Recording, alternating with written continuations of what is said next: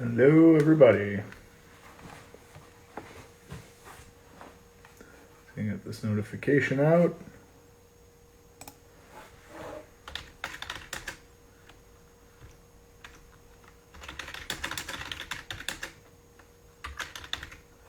All right, we got some people. There's Pete, Majesty Homes, Captain Crow from Calgary. How you doing? Let's get Pete in here. There he is.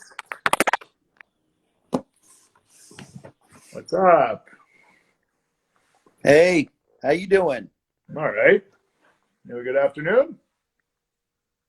Oh yeah, working on some PowerPoints. I got some events coming up next week. Yeah, Socially sure. distanced, but fun to be back in front of people. For sure. One in central Pennsylvania, one in Indiana. Yeah. One for a large group, one for a small group that I've done in the past. So I'm looking forward to it. Fun to be back in front of people, no doubt about that. Absolutely. It's how's the weather out in Cleveland right now? Ooh, brisk, brisk. Brisk, no fun. Weather in Cleveland, no fun. Not tropical. Not tropical. Not same here. It's a mild day. It's only a few degrees below freezing today. You're in Montreal. Yeah. It's a little better than that here, but the snow's finally gone. I was in eastern Pennsylvania last week, and one of our team members, Rick Bischoff, had to at Teco Rick B or at Teco Rick. He had to dig out his mailbox to get his mail. Like that. Yeah, that's a lot of snow, man. That's intense. That's intense. Yeah. We did an NCMA, our first ever virtual event, industry certification. We thought it would be 6 hours of instruction, turned out to be 8. And I thought it was a lot of fun. Not as much fun, again, as being in front of people, but we went through all the basics of retaining wall construction, bidding, owner's responsibilities, contractor responsibilities, engineering responsibilities, all that stuff. So it was good to have that under our belt, and hopefully we'll start launching that as demand requires, across different regions of the country in North America. Yeah, for sure. Well, we have the SRW course that's going to be available on Hardscaper pretty soon. A couple more weeks. Okay. We have the ICP one that's up now that has over 900 people who have enrolled already. Actually, we do have one of the questions that we got in with someone asking a follow-up question from one of the lessons on that course on hardscaper.com. So that's pretty cool. Okay. You want to dive into some of these questions, and then we can talk, we can loop around on what's coming up and get a little more specific on where you'll be in the coming week? Yeah, absolutely. Let's go ahead. All right, cool. So we got a few questions in today. I'll start with a fun one. The fun one is, how much profit should I make? That's a great question. A lot. Well, there's reasons that, but we've talked about that. I mean, you need to be making a lot of profit because there's a lot of risk.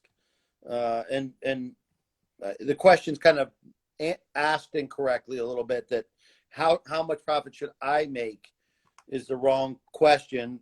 How much profit should my company make is the right question. The company is a person, and that person, the company, needs to be rewarded for all the direct and indirect risks that are associated with having a project completed somewhere.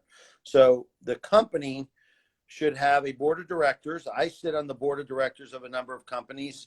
I have friends in Connecticut. I was on the direct messaging back and forth today about how to spend profit and how to, grow their business or change their business. So indirectly, I'm on the board of directors of that company. I'm friends with them. I care for them, and I want them to be successful. So I gave them some advice, and they're going to take my advice and their banker's advice and their accountant's advice and their attorney's advice, and they're going to take that and apply it to what to do with the profit that the company has made.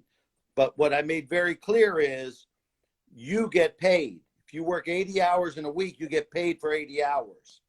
If you're 50% overhead, owner of the company, salesman of the company, marketer of the company, you take this hat off, put that on, and then you spend 30 or 40 hours a week on the jobs working as a direct or indirect cost, then you need to get paid for that too.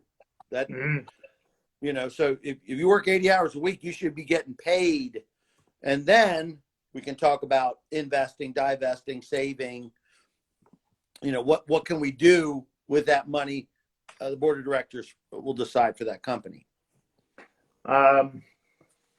We have one of the episodes of the podcast is coming up with Josh Baylor from Baylor Brothers, who's also up in Connecticut. Coincidence? You were talking with someone from Connecticut today. And just as an example, they said that their goal, they said this in the show, so I'm hoping I'm not getting anyone in trouble because he said it there on the podcast. They said their goal was 42% profit margin on their projects, which to some people seems like a really high number. But, that's not net profit, right? That's gross profit. But I guess you really have to understand, how much money does the company need to make to hit all the goals that you set for the company? And I think that's what you just summarized. But, that number, I think when you sit down and you do the math, it looks a lot higher than people think up front. When we look at what the industry average is and we look at what people see, and we see that, for example, when we talk to our friends at LMN and they start doing all those classes on budgeting and estimating and figuring out how much money people are actually making, they're saying the industry makes on average less than 9% profit at the end of the year. Like that, you need to be able to look at those numbers, and everything that you just said and that we talked about in the show today, that points you in the direction. But nobody can tell you how much money the company needs to make to hit the goals. Only you can. Well, you got to budget. Somebody just said something about your Crosby jersey. Can I show my jerseys too? Sure, you can. I don't know how this works, but I've got jerseys too. Oh, hell yeah. Okay. All right. Do we see him? Okay. Yes. All right. Okay. I don't know if you could see him or not. Yeah, no, we saw him. Did you sign him yourself? No. They all have your name on it. Yeah. I buy jerseys with my name on them just for the shits and giggles. No, I think you're right. I think 8% is a low number. There's too much risk to be at a net 8%.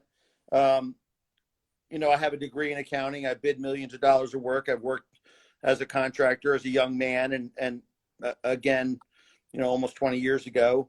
And I've taught estimating and job costing and bidding for contractors all over the world. And I think that 8% number is too low and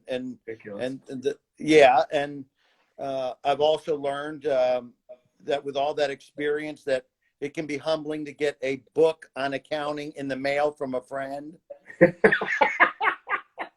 That's you. Yeah. That's you. Yeah. Sending me a book. In that book. Keep going. Yeah. And I'm a bit of a reader, so I read it pretty quickly, but they use different definitions, everybody thinks that they know what profit is. I've got my blinders on. I know what profit is. Well, is it gross profit? Is it net profit? Is it profit before interest, taxes, and amortization? Are you taking taxes into account first or after? There's a lot of things. Are you taking that as calling it a profit, but then pulling your owner's draw out of that, and that's really your salary? That's so right. You're not really making a margin on the salary or the cost of labor. You as an employee or as the president of the company or whoever that is. So I think you got to have a definition. That definition should be debated. I'm a big debate guy. Let's argue. Let's fight it out. Let's have a discussion about what that word means. What is the expenses or overheads? What are the direct and indirect costs? And how are we budgeting for growth? How are we paying taxes? And then, I have my own 3 Gs, growth, gut, and goofs. That I think need to be included into a bid because there's intangible things, weird things that go on in the construction industry that don't happen in other industries. Specifically, Hardscape's the fastest growing segment of the construction industry in the world. Got to have all that. Once we figure all that out, I don't think the company should risk equipment, material, labor, and subs on a job for 8%. No. That's a gallon of milk. I don't want to do that. Yeah. All right. There's one question. Oops. Let's see here. This one from Icon Landscape Solutions. He said, when you were talking about foremen keeping track of their time and tasks on site, do you have a sheet made up to track those on? I think that's per business. A lot of companies are using, simple apps and stuff to do that. But do you have any or Excel documents there? Yeah, Excel documents. LMN Time's a great app. Yeah. For that, you don't even have to own LMN, the software, to do it, and track production rates. But everything has to be digestible bites.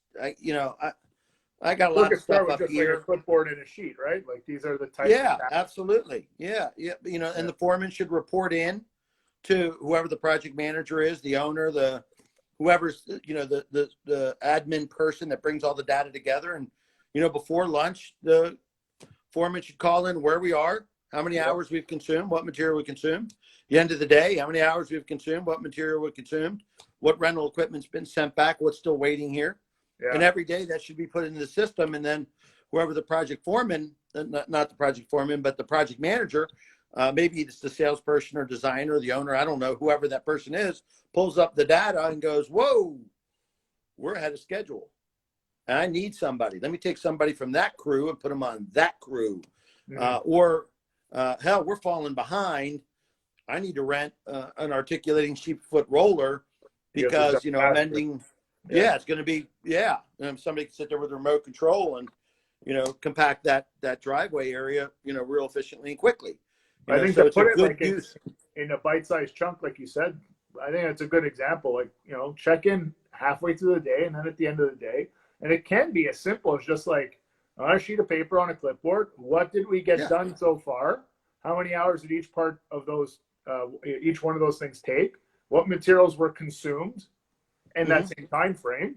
And at the end of the day, like you said when we were live at lunchtime, just make it part of the discipline that you have a certain period of time every day when you're doing some of that admin work and you're putting on something as simple as an Excel sheet or a Google sheet, which is free. Like you don't need to buy anything. Go Google Sheets and just take that spreadsheet and start putting all the different job functions, put in the time, the cost for each one, or if you haven't figured out your labor rate on site, well, that's what we talked about today in the episode. Figure that out, and then you can see how much that part of the day already cost. And I think doing that over multiple days, over multiple weeks and multiple projects, you start to get a good understanding of what you really need to do. And then you can have a standardized sheet that gets filled out. And if you want to digitize that, then there's apps, like you said, like LMN Time that I can download, I can get on my phone. That's right. It doesn't cost me anything. And I know what to put in the app. Because the app or a blank sheet of paper, they're equivalent if you don't know what different pieces of data you're trying to collect and track, right? Yeah, that's right. Absolutely. I did a driveway in Minnesota in Minnetonka or Shakopee, one of my favorite places to visit, the Twin Cities. And we did a driveway up there, and it was a big driveway. It was brand new construction, and there's marks along that driveway that needed to get done in the amount of days we had. And, I remember one of the days, like, we're going to get to the tree by lunch. And, we're going to get to that rock by the end of the day. And, that's not very scientific. That's just kind of me as the foreman on the crew going, we're going to get to this level. We need to be more scientific about it. We have a bunch of people on site. We have a bunch of people in the office who are, who work very hard and should get a bonus, right? And we can do that if we're a little more scientific than to the tree by lunch. Let's how many square feet is that? How many tons of bedding layer do we have to screed? How much lineal feet of edge restraint? What type are we going to be installing? And then more scientifically know that when we break for lunch, we're going to be at this point. And, and everyone's good on it. Everyone gets it. Like if we put our heads down, we're going to be able to enjoy our lunch together and joke about how we got to this point, not just some arbitrary point that, Paver Pete, the foreman on a job said, let's hit the tree. Okay. Better about it. But I think it comes down to that quantifying. And again, the best advice is really dedicate the time to looking at this stuff. It's impossible to do it if you don't give yourself enough time every single day. And like any other discipline, every day you get a little bit better, a little bit better, a little bit better. But you can't expect to build a business and build hardscapes at the exact same time. You need to split the time, and you need to allocate enough time there, because you could be leaving money on the table. You could be losing money on certain days or certain projects and have no idea, despite all your best efforts and all your best intentions. So anybody who's not sure, and Icon says thanks, they get what we mean with that answer. But quick notes or anything like that, like you're saying, Icon, it's really, what are the job functions expected on that project, and track the hours. That's the simplest, easiest way to get started. And then from there, because like you said, in the Element app, there's a lot of things that get missed in the heat of the moment. Why? Yeah. Because you have to allocate that time. It's part of your job. So you can't miss that time. You can't miss that in the heat of the moment. And that's one of the responsibilities of the foreman. And that becomes that job site supervision that you were talking about, that becomes an indirect cost. So it can get a little complicated if you look at it all in one shot, but really break it down and just tackle one piece at a time. Figure that part out, get it integrated in your business, and then do the next one. It's not going to be perfect. That's right. Okay. So that question, that was two questions. We have one more. We have five to go here, unless anyone else sends everything else in here. I guess we talked about indirect. So this one asks specifically cleanup on the job site. It doesn't say if it's cleanup at the end of the day or at the end of the job. I know you and I both believe at the end of every day. Yeah. Is that a both, direct? Yeah. Is that a direct or an indirect cost? Because it's happening directly on the job site. Is it direct or indirect cost? And how do I guess it's a two-part question. And how do I account for it in my bid? Okay, it is an indirect cost, because direct costs are defined as costs that are directly attributed to producing the product. So you're not physically installing fabric base, bedding layer, pavers, wall block, doesn't get the backyard done. It's an indirect cost. Yeah. But indirect costs still have to be broken down by labor, equipment, material, and subs. So labor, how many man hours will be consumed in cleaning up at the end of the day? We need to know that. And we need to know why they were that much a mess that it took 2 man hours. I mean, I would want to know that. The equipment would be in my overhead recovery under my escape pack or trailer pack, all the tools I have in my trailer. I would have a mechanical broom. I would have, HEPA particle vacuums. I would have, whatever I was using wouldn't be rented equipment. So it would be just part of my mason pack. So it'd be recovered in overhead.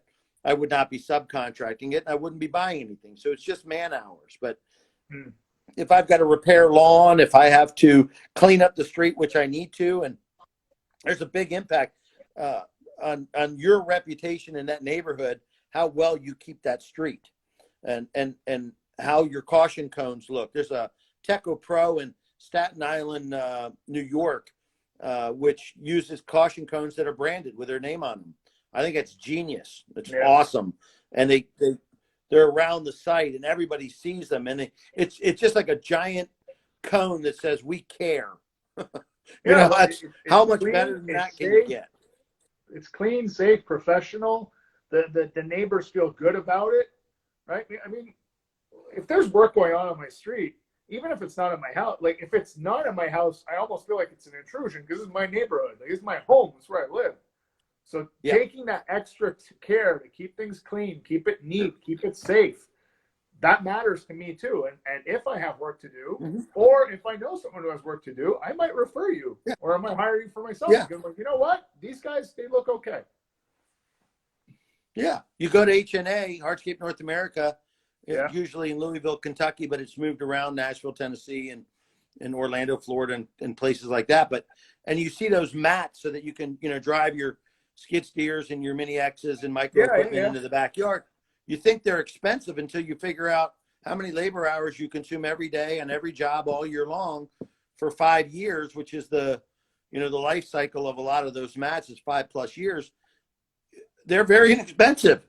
Yeah. Cut down on your cleanup expenses by investing in, pay cash for them, but, save the money, budget the money, buy them with cash, start using them, reduce your cleanup expenses in indirect costs.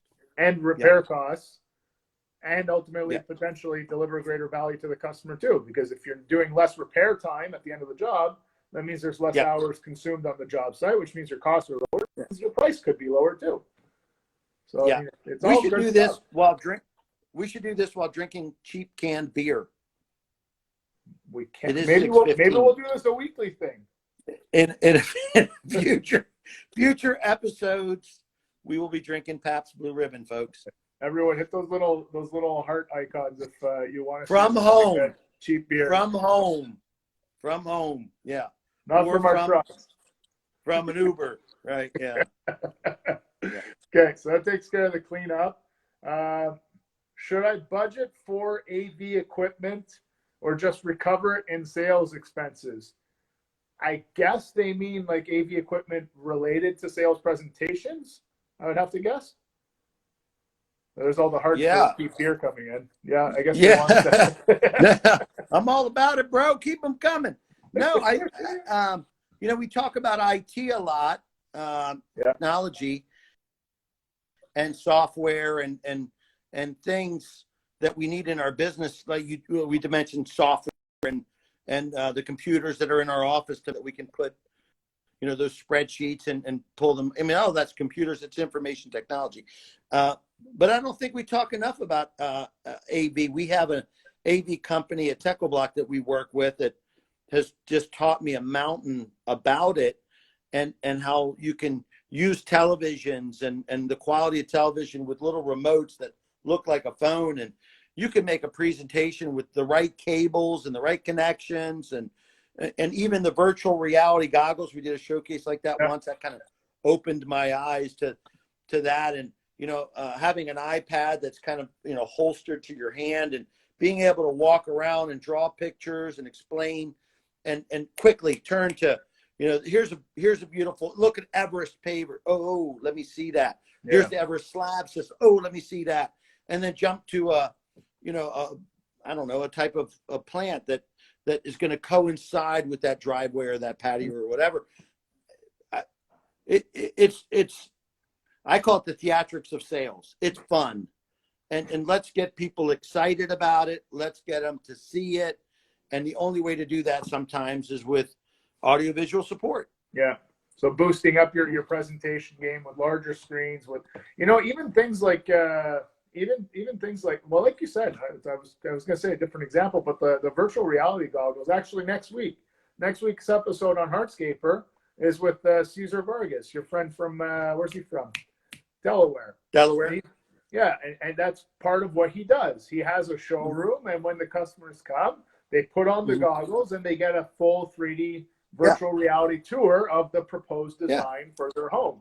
That may seem like overkill for some, but it's what helped elevate his business to where he's now doing jobs with an average price tag of $100,000. And that wasn't the case a few years ago.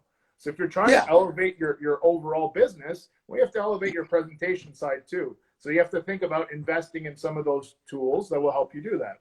So to come back to that question, how do I recover that? Does that go in my overhead? Does that go in sales expenses? Where does that go? Well, expenses are expenses. We call them overheads, but they're overhead expenses. Okay. The only sales expense I put in overhead is the salaries, which includes bonus and truck and fuel and all the costs that are associated to that individual that might be running sales, which is separate than a designer or an estimator, unless they're all the same person. Then I might bid them out separately. That's covered in great detail in the E-Myth series of books, how to write job descriptions and do all that stuff. Highly recommend it. But no, I would. Not a fancy I would cover, have but it's this one.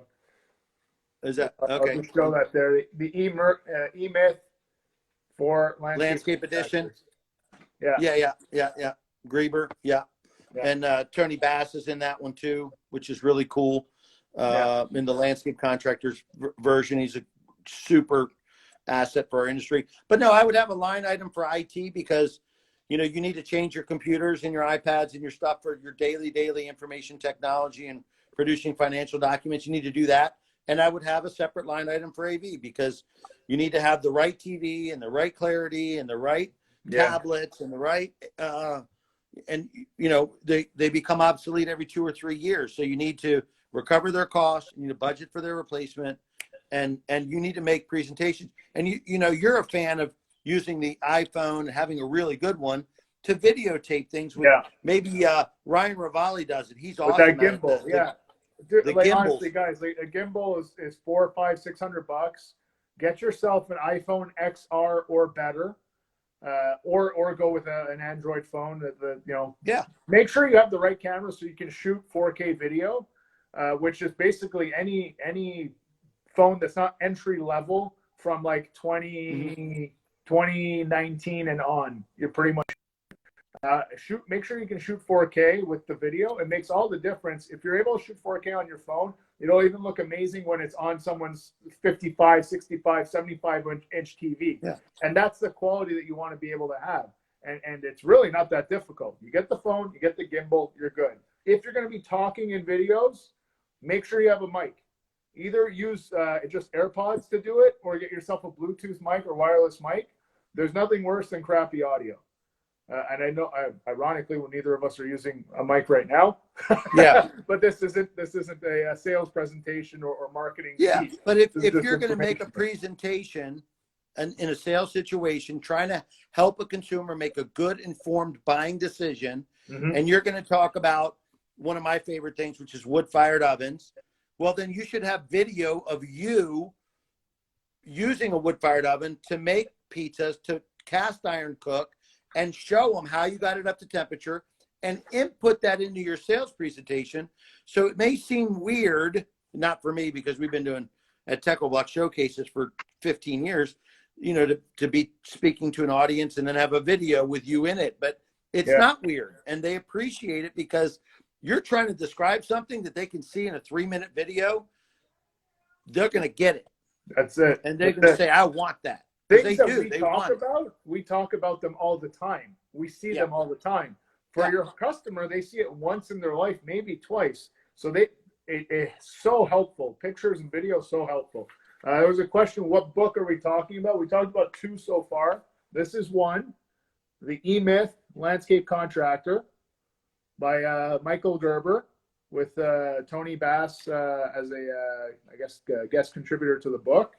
And 50-50, The other one we were talking about was this one, which is Profit First for Contractors. It's like you were saying, Pete, and we had several conversations offline about this too. It's a book that, if you don't have any accounting system in place, it's a great place to start to get a good understanding. If you do have an accounting system in place, you were saying like this, the terms might conflict with some of the things you might already know.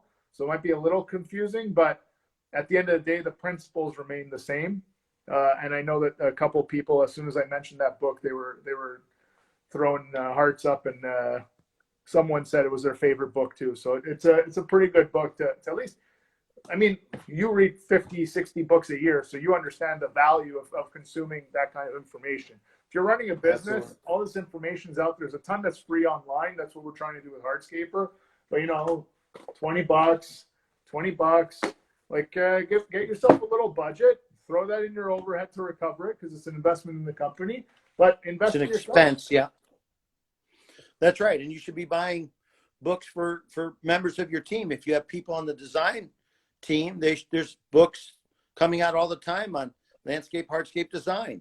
And they have really neat ideas and little, I saw something the other day on a 2-sided fire pit against a sitting wall. I was like, man, I wish I'd have thought of that. It's awesome.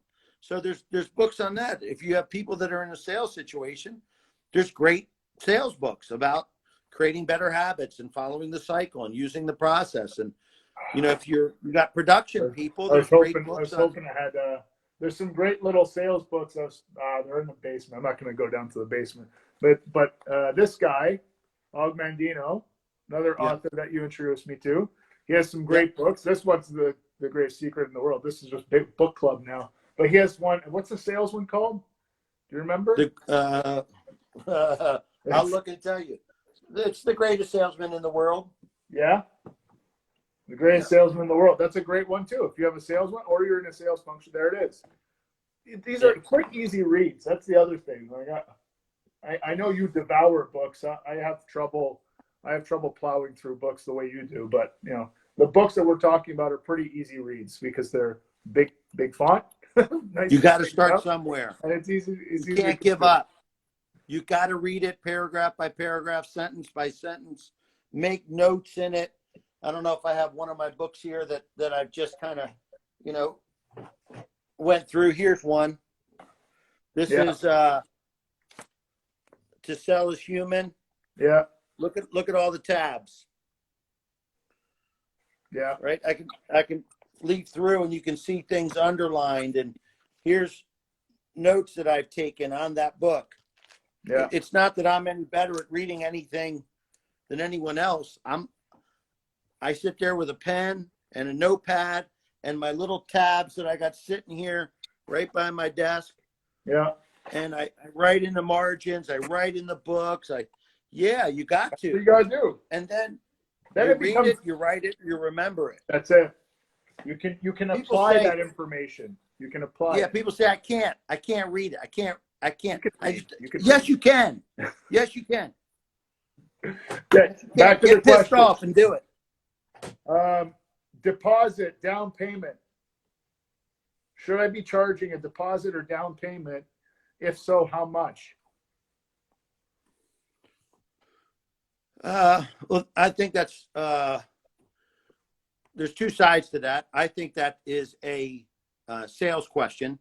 Okay. It's the first step of the sales cycle is in my opinion called the respect phase.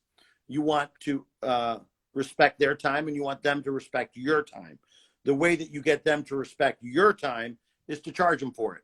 So if it's $500 or $1,000 or whatever it is for a consultation or $250, I don't know. That tells them that your time is valuable to you and they need to respect it. And the way you respect their time is by getting a lot of questions answered in advance via direct message or email or phone calls. And there's a lot of ways to, you can have online questionnaires in your website to get questions. So that would be, a sales question. The accounting answer to that question, I think we're here to talk about accounting, is the cost of the sales call is recovered in my sales expenses. So the cost of my truck, gas, salesperson, even if it's me as the owner of the company, all those trips are accounted for in my overhead recovery. My expense, my sales expense, salaries for that individual. And upon signature of the contract, I don't want to put words in this person's mouth. I don't know exactly what they meant, but in my head, upon signature of the contract, some contractors will charge a pretty significant down payment, 15%, 20%, 25%. Some people charge 50% up front. Any opinions on that? Is that something that really should be a function of the materials coming into the site that need to be pre-ordered or shipped before things start? Or is there any law? That's the law. Well, the law will tell you. Well, your municipality, your province, your state, your township will tell you the maximum that you're allowed to ask for in a down payment, and that's what you should ask for. So whatever the maximum is, that's what you should get. Not even negotiable. If you can ask for 50%, you should ask for 50%. The exception to that would be, I'm doing a $250,000 landscape package. Well, I'm going to take the first phase of that, maybe $75,000, and I'll get 50% of that down. Yeah. And then the rest will be progress payments. And they'll be very aware of when I'm going to be billing, why I'm going to be billing. We reached this benchmark, we reached that benchmark, and you owe me this money, and I will knock in the door and get it. Why is that so important? I'm not going to mail you and get it 30 days from now. That's not how that works. To make it very clear. Why is that so important? You're not the bank. Let me say it again. You're not the bank. You don't finance things. If you are giving them an invoice, you are leaving with a check. If they need financing for 30 days, then they should put it on a credit card or get their bank to give them money. The Pay Now, Pay Later program, which we have. Use the financing program. Yeah. Absolutely. Yeah. When you give them an invoice, you get paid. That's it. Okay. Yeah. Here's one. If your salary is written into Moore's multiple overhead recovery system, Yeah. theoretically, whatever you work on that day is paid for by the business. Should consultations still be charged for? So I guess if part of your role is consultations and that's already recovered in your Moore's, should you still be charging for consultations? Well, I mean, there's a Moore's is just a pre-qualification way element of to it. applying. Moore's is a way of applying expenses to the job to make sure that they're recovered by the break even, right? That's a big fancy word in accounting, the break even, the point at which all your expenses are paid and everything else is profit. I don't really like that word. I think it's confusing. But the answer to the question is simply, if you're spending 10% of your time being the owner of the company, are you getting paid the correct wage for the president of $1 million company or whatever number for that 10% of the time? If you're selling 30% of the time, what would you have to hire somebody to sell, 30% of $1 million, $300,000 worth of business, including truck, bonus, commission, all those things? If you're the accounting person who does the bookkeeping, then you spend 25% of your time doing that. Well, what would that cost? If you're answering the phone and opening mail and mailing invoices, which I don't mail invoices, I want to be, I'm knocking on your door. But if you're doing those things, what percentage of time? So the key is in salaries that the percentage of time you're doing, in your market, what it would take to hire an owner of $1 million company, what it would take for a salesman to produce 300,000 in gross sales, what would it take to have a book, all these things, those, let's say you have to pay $100,000 for that individual to run the company, and you spend 10% of your time doing it. That's $10,000. Okay. So $10,000 goes into overhead, right? Wrong, because you need labor responsibility. There's all the unemployment taxes, state taxes, federal taxes, all the fringe benefits. You have to pay that. So that person might get 10,000 paid plus, plus. Yeah. So it's probably somewhere around, if you have a decent 401k, you have a decent healthcare plan, disability plan, you have some real nice benefits to being a member of your team, you're probably around 40%. So 40% is $4,000. That means that person cost the company 14 grand, not 10. So that would be the number I would apply. So how would I make sure that my salesperson who does $300,000 in gross sales, or whatever the number is, I would take what I would have to pay somebody to do that for the amount of hours a week they would have to do that, and labor responsibility. Some people call it burden. I call it responsibility. And then there's my number. Now, how do I apply it to make sure I recover it? That's a different discussion. You could use Moore's. That's from Charles Vanderkoy, God rest his soul. Great man. And I like his system for other construction industries better than ours, where we're so labor intensive. I use just basically applying my overhead or expenses on labor hours. And I include that in my average wage rate, my labor responsibility, and my single overhead recovery system, which is applying overhead based on every billable hour. And then I'm covered, because most of what we do is labor intensive. So yes, we use vacuum equipment and suction equipment and mechanical lifters. There's still always people involved. Yeah, we don't have D10 bulldozers, right? It's not, we're not land developers typically. And those individuals, okay, Moore's is more applicable, I think. Not to argue with Chuck Vanderkoy, who was my buddy for many, many years. And his books are great, and I recommend them. And you should not take Paver Pete or Alex Cadou's word for it. You should, read his books too, and say, I want to apply it maybe the way, we're talking about it, or maybe I'm going to try that Moore system and software. It's clip-based, CLIPP, clip-based software to use Moore's to make sure I recover that overhead. Whatever, as long as you're doing it, I'm good. So then the coming to the point of charging for those consultations, technically, yes, it is recovered already, but there's a strong pre-qualification component to it too, right? Yeah, that's what we said. Yeah, it's absolutely. There's a sales component to it, so you can balance it out. You know, them knowing that they're going to be paying, you know, that might help them say, okay, this is for real. Yeah, that's it. Some people use time. Yeah, but some people use time for a pre-qualification tool. I'll come see you in a month. Are you still interested? And they say, yeah, I'm interested. True. Okay. True. Then April 2nd, don't say April 1st because that's April Fool's Day. That pisses people off. I'll be there April 1st. No, I'm not coming. But you know, that time, and you show up and they're still excited, then they're probably pretty serious. Okay, that's another good method, yes. Okay, you guys talk about post-construction wash and protect of hardscapes in the ICP course on the website on hardscaper.com. Is that something that I should subcontract since I don't currently do that? That's the question. Yeah. I mean, if you're going to use subcontractors, I would have a very careful vetting process, checklist that you can go through to make sure that your subcontractor is going to help you build your brand. And I love using subcontractors because they're usually very focused on irrigation or sod or greenscaping or electric or plumbing, things that, you know, us hardscapers, we're, you know, jack of all trades, but that's not our specialty. Mm-hmm. So I like subbing it out. My problem is that a lot of post-construction wash is just hit it with a power washer at full speed at a tight angle with a really narrow tip.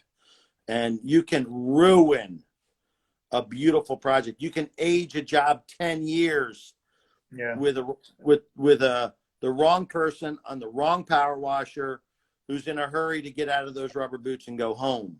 So if you have carefully vetted them, I love it. Yes. But if not, there are great companies out there. Alliance is one, Designer Products. There's a bunch of them that have specialty tools and specialty cleaners and trainers that come out in the field and you know, let's do a little demo and let's clean this and let's throw a protectant on that and let's see how that's going to look in a day or 5 days or 5 months. Mm-hmm. You know, those kinds of, you know, educational opportunities, don't miss those. I mean, if there's 5 companies out there that sell, you know, cleaners for retaining walls and pavers and slabs and all those things, I'd talk to all 5 of them. I'd get them all in there and say, you know, you guys want to earn my business and I want to do business. Show me what you got. Show me, you know, why this works, why this is quick, how I can foolproof it so I'm not burning or etching or affecting the substrate, eating away the substrate. Yeah. It's so I saw somebody posted on. There's nothing worse like that final, the finishing touch. Like you've built everything. You just want to make it sparkling, perfectly immaculate for the customer. You got it's very easy to mess it up at that stage too. Just as easy as it is to do it right, it is to do it wrong. Oh, absolutely. And you know, let's say I'm bringing Alliance in, right, and they're sitting down with me. I'm going to read their literature first. Now, I've read their literature because I'm that person. I mean, I know it's there. And when that person comes to coach me on how to use that product, then I'm going to use the information I gained from their literature, from their videos, from, you know, their training. And now I'm doing it hands-on. I'm like, whoa. So, you know, I've read it, I've done it. Now I can apply it profitably. And maybe I can even train a future subcontractor to help me do it, right? And show them, like, listen, I'll hire you to do a post-construction wash and put a protectant on my retaining wall or my concrete paving slabs or plank stones or whatever, but here's how you're going to do it, right? And they'll appreciate it and do a great job for you. So in short, is post-construction washing and protecting something that I should sub out? It can be. Can you do it yourself? You can. most of the manufacturers of these products are very knowledgeable and very competent in the field and can help you, walk you through it and all that. But if you don't feel like it's in your wheelhouse, or you won't be as efficient doing that as something else, if you can find a great subcontractor to come and do that for you, then great. Build that relationship. But like you said, vet them. Make sure that they're not going to be messing things up. Make sure that you have a strong relationship where you can hold each other accountable so that you get the results that you want. Sure. Vet them and pay them. Pay them well. Take care of them the way you take care of your people. Don't beat them up. That's not how, Total Quality Management talks about, the book's Total Quality Management, which is back from the 80s. They talk a lot about limited vendors. Find that vendor that loves you and love them in return. Take care of them in return. And I do business with 5 people. Why? Make it easy. Find that one person, that one company that wants to earn your business and is there for you, good times and bad, and reward them with loyalty. And you're going to find your life is less anxiety, less stress, more drinking beer. All right. Last question so you can crack a beer. Okay. Saws and compactors. We talked about charging rental rates. This question is saws and compactors. Should I guess, cost them out at a rental rate too? In the show today, we were talking about larger equipment like mini excavators, skid steers, things like that. What about the smaller stuff? No, and they're not that small anymore. Smallish. Great equipment out there. Dust Killer is one of them that does a great job with dust containment systems that mount to your existing demolition and table saws. And, they're very inexpensive, but they're not cheap. Make sense? So you need to budget money and you need to buy them. Yeah.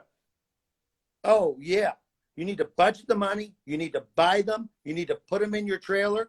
You need to know that, I don't know how long they last. Let's just say, 7 years, 7 to 10 years or whatever the number is, that in 7 to 10 years, you'll have worn them out and you have already accrued the money to replace them. And you're right away back on, boom, you got the newest, Dust Killer or IQ or Hilti powered equipment that is HEPA particle, filtration and is, keeps you within the personal exposure limit and all those great things. So those are all part of your Mason pack. Anyone who knows me knows I love the Bartell Global BR1570 reversible vibratory plate compactor with pad and wheel kit. No, they don't pay me to say that. It is putting forward running plates out of business. Awesome. And the BT1000 jumping jack, the littlest jumping jack on the market. Mm-hmm. You got to have those. They need to be in your trailer. They're part of your Hardscape pack. You're going to recover them on every job. You don't need to figure out, well, I used it for 4 hours today, or I used it for 2 hours today. Put that in your trailer. Now, if I need a big compactor, right? Okay, I'm going to use rental tool rates because I'm not lugging that thing around all the time in my trailer, right? Big, 12,000 pound reversible vibratory foot. Yeah, if it's a little more specialized, if it's something that's not guaranteed with you all the time, then rental rate might be the appropriate way to recover the cost of that. If it's something that lives in the trailer, it's with time, that's a package that moves around with you. Call it a Mason pack, call it a Hardscape pack. See Hardscape Ottawa calls it the equipment trailer. Like that's just a bundle that's always there. Yeah, that's right. Absolutely. And there's things that you got to have, and we have a list that's probably on our on hardscaper.com. But I mean, it should also be in your overhead, and you should talk to your peers. Like, what do you have to have? Owning trucks and equipment is not a red badge of courage. Owning Jeeps is. I own a bunch of Jeeps. That's a red badge of courage. May I get, here's the page. I'm just going to get that. Okay. So I'm going to flip this around real quick for what you were just talking about. So the tool list, if you go on techoblock.com/support manual, take a screenshot of this or write it down right now. If you go here, now we have all these different outdoor living features, how to build them, all that stuff. You have the build process, you have the materials needed, you have the 3D plans, you have the CAD drawings, everything in these different links here. But also you can download the master tool checklist, which gives you literally everything that should be in your trailer based on our years of experience working together with contractors, building jobs ourselves, and talking with tool manufacturers and stuff like that. And if you want to download everything together in one big, nice, neat package, just download this. So you just go to techoblock.com/support manual, and you can get that right away this second. So you can get that, no problem. Yeah. All right. I don't have any other questions. I'm looking at looking here. I'm not seeing any other questions in here. So I guess we'll get to the prize raffles for today. Today we're giving away a couple things. So we have the TechnoBlock sample booklet kit that we're giving away. We got 3 of those that we're giving away today. We have the Ox coffee box I've been talking about. I've been saying it's like indestructible. This is from their promo video where you're gonna like this, Pete. Look at what they drop on it. A Jeep. There you go. I love it. Yeah. So we're giving one of those away today. We're also giving away $250 worth of FlexLock products that we'll mail it out to you, or we'll email it to you, and then you just present that at your local authorized TechnoBlock dealer, and you can use these products on your project. And that's it for today. So I say that's it, but that's quite a bit. So the names were all pulled out of the list of people who watched today's episode. So I'm going to go down the list here real quick. We'll start with the coffee maker. Coffee maker is Jarrett Bernard from Monello Landscape. So congratulations, Jarrett. It's a little less eventful than it is at Showcase, eh? Yeah. No. But congratulations, Jarrett. Coffee maker. We're going to get in touch with you, confirm your details, and get that out to you next week. For the $250 of FlexLock products, well, this works out really well because that's what this guy uses. We have Etienne Leger from Leger Landscapes. Etienne over here in the West Island of Montreal. Congratulations. That works out well. He does a lot of remedial work, repair work. So he's using cleaners and protectants and polymeric sands and joining compounds all day long. So that works out well for him. Maybe he can buy us a poutine or something. Maybe. When you get up here, we'll go to Smoke Meat Pete. Smoke Meat Pete. Only takes cash. Yes, gotta be careful. Okay. The sample booklets. Like I said, we got 3 of those. If you want to get your own and you're not a lucky winner today, go to techoblock.com/sample-books and you can buy your own or talk to your local rep and work with them to get one. Yeah. So we have 3 winners today. First one is Fred Botsford from Metro Landscape and Construction. Congratulations, Fred. Awesome sales tool to help you close some great sales today this year. We have Paul Nuanez from Plant It Earth Outdoor Living. Congratulations, Paul. And we have the 3rd winner, Frank DeAngelis from Frank DeAngelis Enterprises. So congratulations, Frank. So those are the winners for today. Pete, thanks a lot for joining us this evening to take these questions. A lot of fun. And based on the reaction from everyone, we might have to do this more often and maybe with some cans of cheap beer.